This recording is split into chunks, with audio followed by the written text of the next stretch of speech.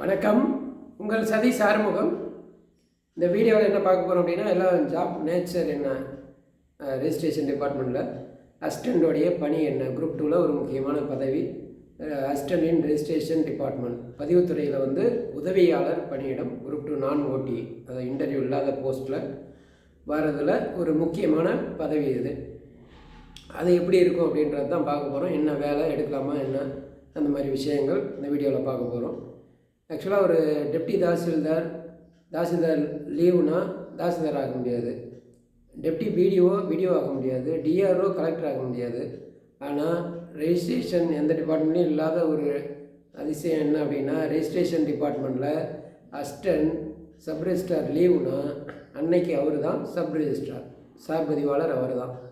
அவர் பண்ணுற டாக்குமெண்ட் ரெஜிஸ்ட்ரேஷன்லேருந்து அனைத்து பணிகளும் வந்து சார் பதிவாளர் பண்ணால் எப்படி செல்லுபடி ஆகுமோ அதே போல் அதுவும் செல்லுபடி ஆகும். அது வேறு எந்த துறை அசிஸ்டண்ட்டுக்கும் இல்லாத ஒரு சிறப்பு. அடுத்தது, சரி உங்களுக்கு என்ன பணிகள்லாம் எப்படி இருக்கும், எந்த மாதிரி இருக்கும், ப்ரமோஷன்ஸ் எப்படி இருக்கும் அப்படின்னு பார்த்தோம் அப்படின்னா, இவங்களை வந்து சென்சிட்டிவ் போஸ்ட், நான் சென்சிட்டிவ், இன்சார்ஜ், இந்த மாதிரிலாம் சில கேட்டகரியில் பிரிக்கலாம். முதல்ல ரெஜிஸ்டர் ஆஃபீஸ், ஒரு 585 ஆஃபீஸ் கிட்டத்தட்ட ரெஜிஸ்டர் ஆஃபீஸ் பதிவு பண்ணுற அலுவலகங்கள் மட்டும் தமிழ்நாட்டில் இருக்குது.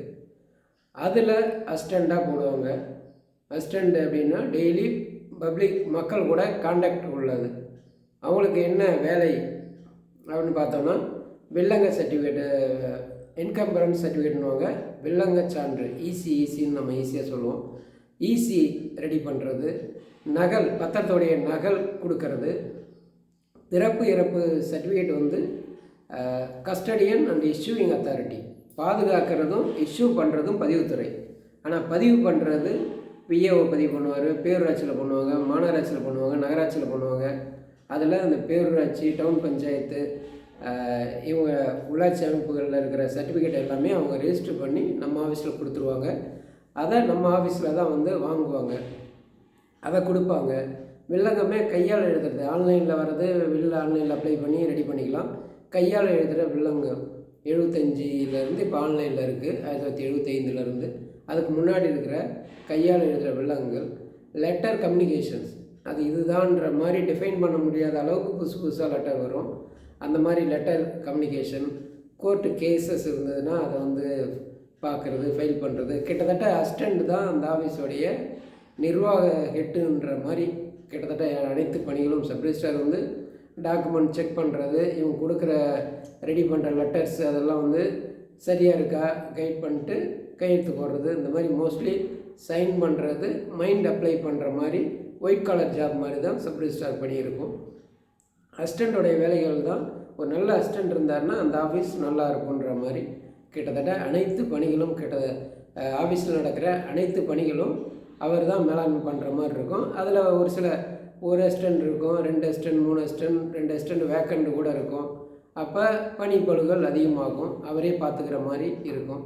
அன்றைக்கி ஒரு நாளோ ஒரு வாரமோ சப் ரெஜிஸ்ட்ரார் லீவு போட்டாங்க அப்படின்னா, அந்த அசிஸ்டண்ட்டோ அல்லது அந்த டிஸ்ட்ரிக்டில் இருக்கிற சீனியர் அசிஸ்டண்ட்டோ டிஆர் வந்து டெப்ட் பண்ணுவாங்க.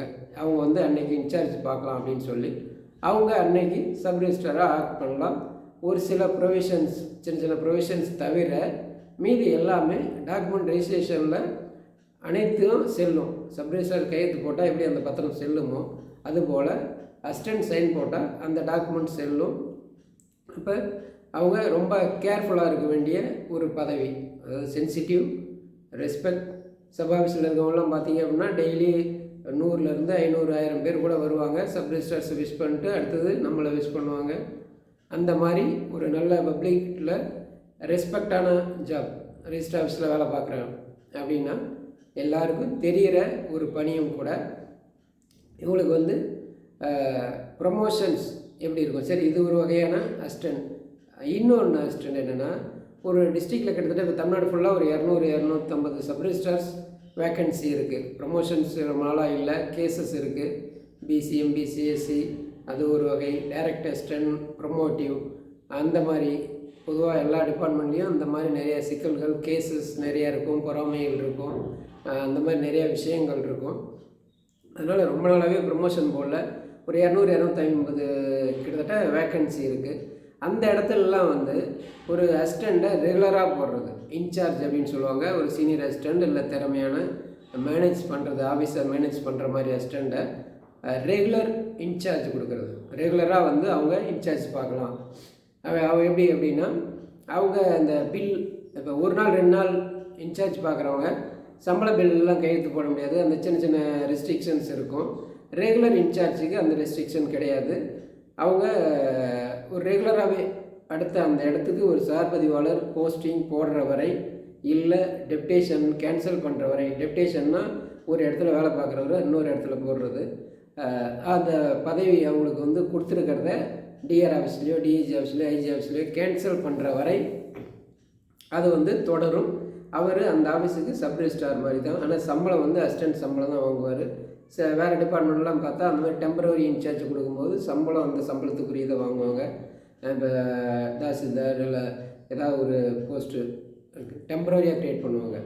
வேக்கன்சி இருக்கும்போது லீவில் மற்ற ஆள் இருந்தால் டெம்பரரியாக ஒரு ஜோனல் டெப்டி தாசில்தார் அப்படின்ற மாதிரி போடுறாங்க அப்படின்னா அவங்களுக்கு அந்த சம்பளத்தை கொடுப்பாங்க. அசிஸ்டண்ட் கேடரில் இருந்தாலும் அந்த மாதிரி சரி ஒரு சம்பளம் வந்து அசிஸ்டண்ட்டுக்குரிய சம்பளம் தான் இருக்கும். ரெகுலராக அவங்க பார்க்குற மாதிரி இருக்கும். ரெகுலராக சப் ரெஜிஸ்ட்ரார்ஸ் நிறைய பேர் 3 வருஷம் 4 வருஷம் 5 வருஷம் கூட சப் ரெஜிஸ்ட்ரார்ஸாக ஆக்ட் பண்ணுவாங்க.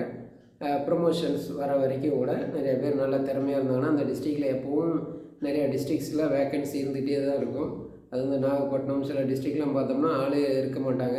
அந்த மாதிரி டிஸ்ட்ரிக்ட்லாம் பார்த்திங்கன்னா ஜூனியர் அசிஸ்டண்ட்லேருந்தே இன்சார்ஜ் பார்க்குறவங்க, அசிஸ்டண்ட்டும் லீவு அப்படின்னா ஜூனியர் அசிஸ்டண்ட்டு கூட இன்சார்ஜ் பார்ப்பாங்க. அந்த நோக்கம் என்ன அப்படின்னா 2 விஷயந்தான். கவர்மெண்ட்டுக்கு வர வருமானம் நிற்கக்கூடாது, மக்களுக்கு சர்வீஸ் தடைப்படக்கூடாது. ஒருத்தர் லீவ் போட்டால் அன்னைக்கு இது வந்து டே டு டே சர்வீஸ். அன்றைக்கி வராங்க, அன்றைக்கி டாக்குமெண்ட் கொண்டு வராங்க, அன்றைக்கி ரெஜிஸ்டர் பண்ணுறாங்க. அந்த மாதிரி அன்றைய பணியை அன்றைய முடிக்கிற ஒரு துறை அப்படின்னும்பொழுது அன்றைக்கி நம்ம திடீர்னு சப் ரெஜிஸ்ட்ரார் லீவுனா எக்காரணத்தை முன்னிட்டும் அவங்களுடைய சேவையோ அரசின் வருவாயோ தடைபடக்கூடாது அப்படின்றதால இந்த மாதிரி ஒரு ப்ரொவிஷன்ஸ் இருக்காங்க. அசிஸ்டண்ட்டு லீவு அப்படின்னா திடீர்னு அந்த ஆஃபீஸில் ஒரு சீனியர் ஜூனியர் அசிஸ்டண்ட் இருந்தாங்கன்னா அவங்களுக்கும் இந்த பதவியை கொடுப்பாங்க. வேறு டிஸ்ட்ரிக்டில் பெருசாக ஆள் இல்லை இன்சார்ஜ் பார்க்குற அளவுக்கு ஆள் இல்லை அப்படின்னா டெம்ப்ரவரியாக அந்த மாதிரி கொடுப்பாங்க. ஓகே, அடுத்தது அட்மின்லேயும் இந்த வேலை இருக்குது. அட்மினில் பார்த்தோம்னா டிஆர் ஆஃபீஸில், டிஐஜி ஆஃபீஸில், ஐஜி ஆஃபீஸில். டிஆர் ஆஃபீஸில் 2 விங் இருக்கும், அட்மின், ஆடிட்டில் அசிஸ்டன்ட். இந்த ஒரு டிஸ்ட்ரிக்டில் 10 ஆஃபீஸ் இருக்குன்னா அந்த 10 ஆஃபீஸில் பண்ணுற டாக்குமெண்ட் சரியாக இருக்கா அப்படின்னு சொல்லி ஆடிட் பண்ணுறது டிஆருடைய ஆடிட். டிஆர்னு ஒருத்தவங்க இருப்பாங்க, டிஸ்ட்ரிக்ட் ரெஜிஸ்ட்ரார். அவங்க கீழே இருக்கிற அசிஸ்டண்ட் வந்து அதை வந்து முக்கியமாக அவர் தான். இப்போ எப்படி சப் ரெஜிஸ்ட்ரார் இருக்கிற அசிஸ்டண்ட் எப்படி முக்கியமோ அந்த மாதிரி அவங்க அந்த அசிஸ்டண்ட் வந்து எல்லா வேலையும் டாக்குமெண்ட் எல்லாத்தையும் செக் பண்ணுறது, அது ஒரு விதம்.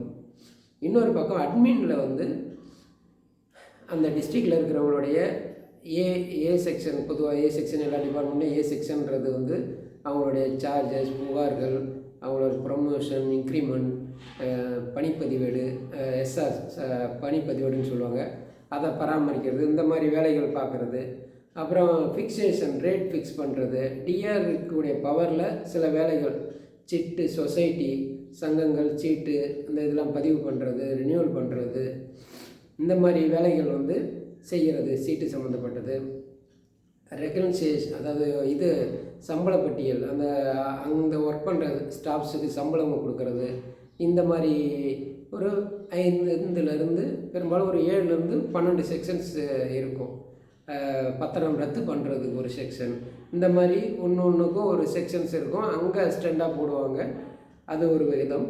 அப்படியே இது மேஜராக அடுத்த லெவலில் பண்ணும்போது டிஐஜி ஆஃபீஸ், ஒவ்வொரு டிஐஜி ஆஃபீஸ் கீழே ஒரு 5-6 டிஆர் ஆஃபீஸ் வரும். அதுக்கு மேலே அடுத்தது ஐஜி ஆஃபீஸ், அது கீழே 9-10 மண்டலங்கள் இருக்கும்.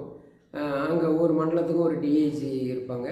அதுபோல் அங்கே ஐஜி, தமிழ்நாடு ஃபுல்லாக ரெஜிஸ்ட்ரேஷன் சம்மந்தப்பட்ட நிர்வாக தலைவர் வந்து IG, inspector general of registration, IGR அப்படின்னு சொல்லுவாங்க, பதிவுத்துறை தலைவர்.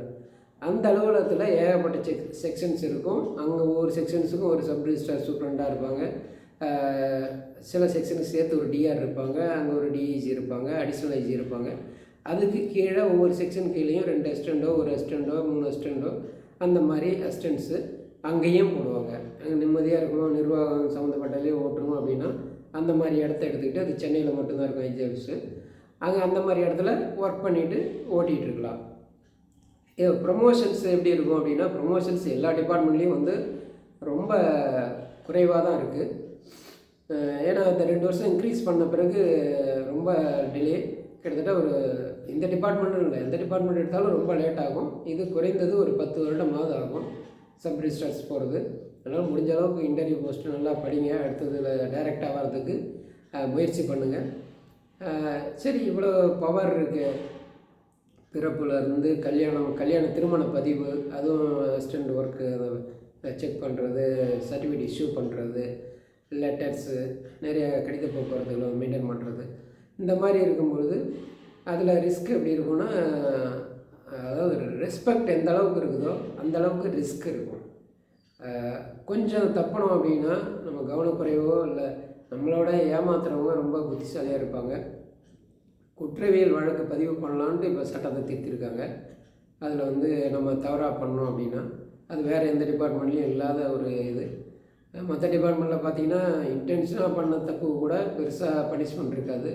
இதில் நம்ம கவனக்குறைவாக பண்ணால் கூட பனிஷ்மெண்ட்லாம் கொஞ்சம் ஹெவியாக இருக்கும். அப்போ ரொம்ப கேர்ஃபுல்லாக இருக்க வேண்டியது.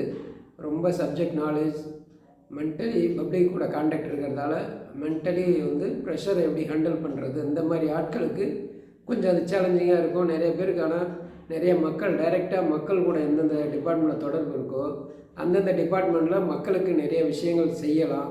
நம்ம சட்டத்துக்கு உட்பட்டு செய்கிறதே அவங்க வந்து அதை சர்வீஸுன்னு நல்லா பண்ணுறாரு அப்படின்ற அளவுக்கு. ஏன்னா நிறைய பேர் அது சட்டத்தில் நம்ம கொடுத்துருக்கிற பணிகளையே வந்து முழுசாக செய்யறதில்ல. அதனால தான் நிறைய விஷயங்கள் டிலே ஆகுது. ரிசல்ட்டு கூட சொல்லலாம். அந்த மாதிரி நிறைய விஷயங்கள் டிலே ஆகிறது மூலமாக தான் மக்கள்கிட்ட ஒரு அதிருப்தி இருக்குது. அதை வந்து சரியாக செய்யும்போது அதையே வந்து நம்மளை வந்து அவங்க சீக்கிரம் முடிச்சு கொடுத்துட்டாங்க அப்படின்னு மகராசனாக இருக்குது அப்படின்ற மாதிரி எவ்வளோ பேர் சொல்ல நம்ம கேட்டிருப்போம். அந்த மாதிரி வேலைகள் செய்கிறதுக்கெல்லாம் இது ரெவென்யூ இந்த மாதிரி டிபார்ட்மெண்ட்லாம் ஒரு சரியான துறையாக இருக்கும். அதுக்கேற்ற மாதிரி கொஞ்சம் ரிஸ்க்கும் இருக்குது. பார்ப்போம். ரிசல்ட்டு விரைவில் நாளைக்கு வரும்னு நினைக்கிறேன். அனைவருக்கும் வாழ்த்துக்கள். வெற்றி நமதே, வேலை நமதே, நாளையும் நமதே.